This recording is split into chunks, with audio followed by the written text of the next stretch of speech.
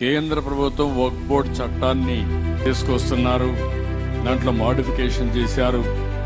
కానీ దేశం అంతా కూడా ఒక నామినీని వేరే వాళ్ళని ఇస్తే ఆ సభ్యుడిని కూడా ముస్లిం సభ్యుడిని పెట్టి మీకు పూర్తి స్వేచ్ఛనిస్తానని చెప్పిన మాట నిలబెట్టుకున్నామని చెప్పి కూడా నేను మీకు తెలియజేస్తున్నా.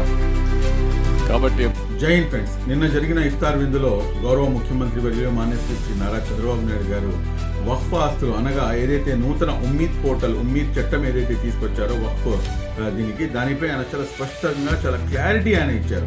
అదే విషయాన్ని నేను అనేక సార్లు ఆ ఉమ్మీద్ చట్టం అనేది తీసుకొస్తున్నప్పుడు ఏదైతే వక్ఫ్ అమెండ్మెంట్ యాక్ట్ ఉమ్మీద్ ఉందో అది తీసుకొచ్చినప్పుడు మనం అనేక సార్లు చెప్పినా కానీ అది ఎలా కుదురుతుంది అని చెప్పేసి అనేక మంది చెప్పారు.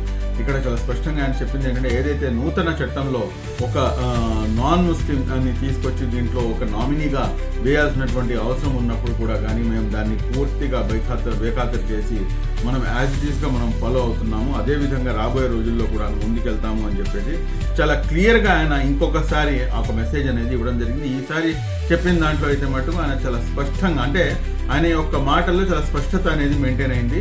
వక్ఫ్ బోర్డులో ఖచ్చితంగా కేవలం ముస్లింలు మాత్రమే ఉంటారు, నాన్ ముస్లిమ్స్ని నేను పెట్టబోను అని చెప్పేసి చాలా స్పష్టంగా ఆయన ఒక క్లారిటీ అనేది ఇచ్చారు.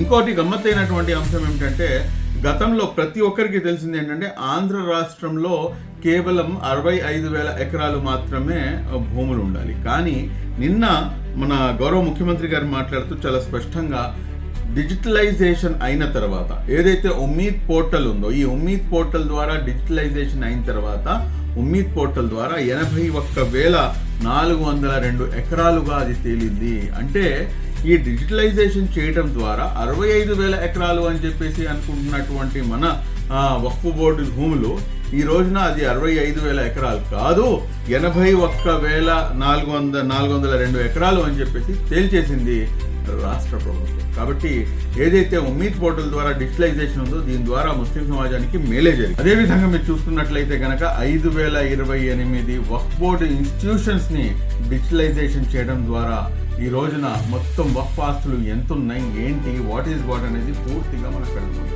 కాబట్టి ఏదైతే విషయాన్ని గౌరవ ముఖ్యమంత్రి గారు చెప్తున్నారో మేమే కాపాడుతాము అని చెప్పేసి 65,000 ఎకరాలు ఉన్నటువంటి దాన్ని ఆయన చిన్నగా తీసుకొచ్చి 81,402 ఎకరాలు అయిందంటే that is because of digitalisation of the survey. కాబట్టి ఏదైతే మన చెప్పినటువంటి మాట వక్ఫ్ ఆస్తులను కాపాడేది మేమే అన్న మాట ఏదైతే నొక్కాడి ఆయన చెప్తున్నారో దానికి 100% యాజ్ ఇట్ ఈస్గా ఆయన అమలు చేసినట్టు జరిగింది. Thank you very much. జై.